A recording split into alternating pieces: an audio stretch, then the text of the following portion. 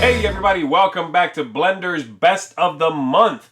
I am Z Garcia, and first of all, Happy New Year everybody. I hope you are having an excellent 2016, however short it may be so far.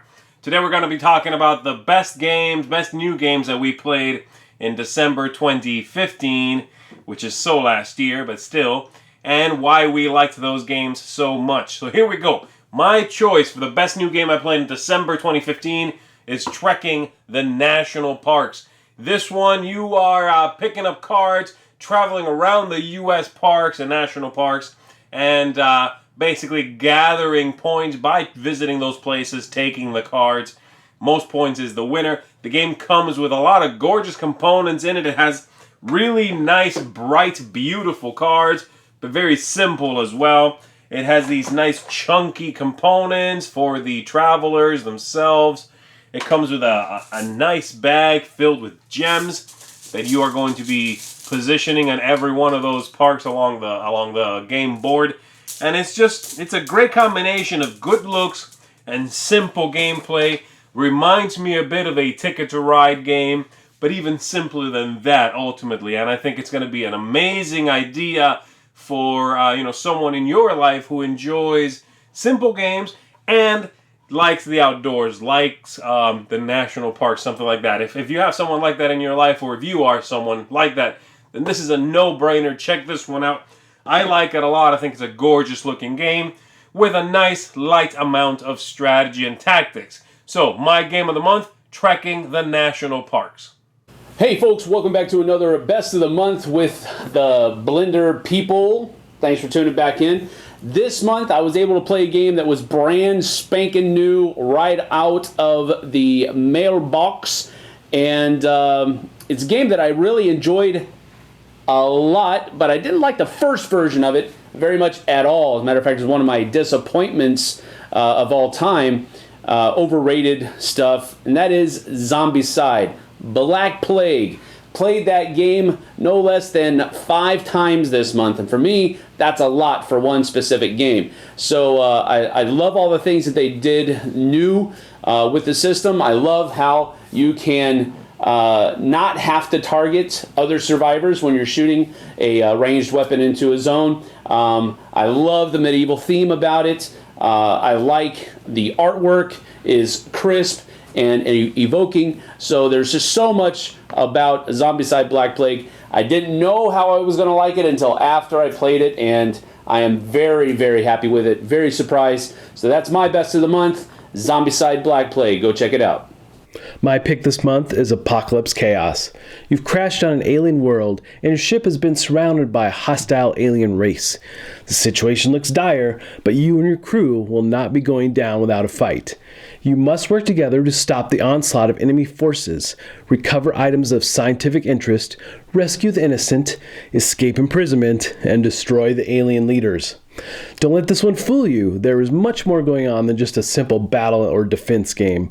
Working together, you share dice to boost and activate character abilities. Dice are also used to activate various room abilities, all to help you ward off the alien hordes.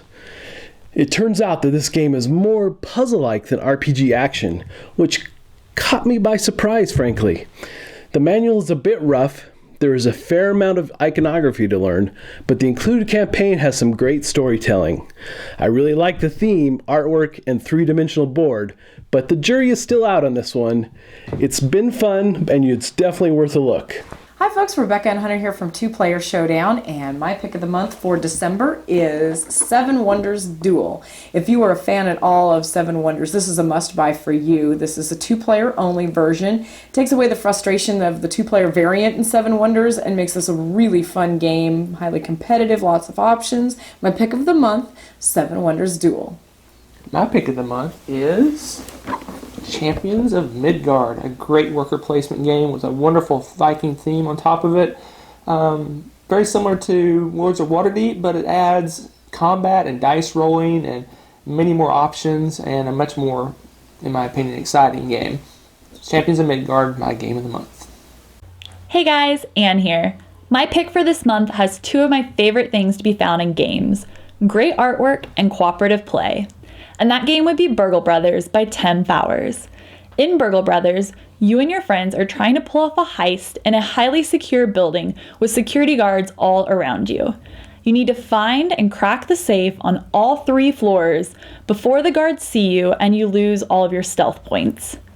This great little co-op packs a lot of punch and comes in an awesome box that looks like a high-rise, complete with blueprints and a helicopter landing pad on the roof. To escape from, of course. Shout out to my friend Ben and the designer Tim for providing the game, because I definitely loved it and can't seem to play it enough. If you're into co-ops or you like the theme idea of robbing a building, definitely be sure to check this one out. Hey everybody, so my game of the month is Mombasa. I've been talking about this one, it was in my top 10 list, and it's a really good game. It has everything you could want for a heavy game. It's got stock manipulation, it's got board presence, it's got all sorts of things. It's a great, great game. Check it out from R&R Games. Once again, my game of the month is Mombasa. Hello my friends, it's the Game Boy Geek here.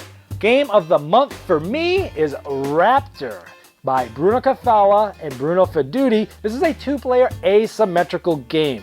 Now, you're either going to be playing on one side, the Raptor side or the Scientist side. And each side has different victory conditions. If you're the Raptor, you're trying to either eat all the scientists with the mama Raptor, or you're trying to have 3 of your babies escape. If you're on the Scientist side, you're trying to either tranquilize the mama Raptor 5 times, or you're trying to capture 3 baby raptors by putting them to sleep and then capturing them. The game is amazing. It's very thematic. It's quite abstract, but it's still thematic at its best, and it's very quick. Takes about 15 minutes to play once you really know what you're doing. The different sides feel so different. Awesome mechanism of when you play cards, you're either going to get the special action on that card or a number of actions depending on the values of the different cards. Fascinating mechanism, simple but awesome fun. That's Raptor. Hey everybody, Tom Vasel here, and my favorite game I played this month is The World of Yoho from Yellow Games. This is coming out full release in a couple months in 2016, but I had a chance to play this month and it just blew me away. This is a game where your phone becomes a ship that's on the board and you move it around and fight everything. So it's kind of like a mix of a video game, but with a board game. There's strategy as when you attack another ship, you're going to pick what you're going to do. You are picking up and delivering things from one spot to another. You might try to intercept the ship that's going. The graphics and sound are really cool, but it also feels like a board game with just some video game elements. Yes, you have to use a smartphone for it, but almost everyone has one of those these days. My kids ask to play it all the time. I really love it. That's The World of Yoho. And those were the best games we played last month. Thanks everybody for joining us. Again, Happy New Year to you. And come on back and see us in a few weeks where we'll be telling you the best games we played next month. See you.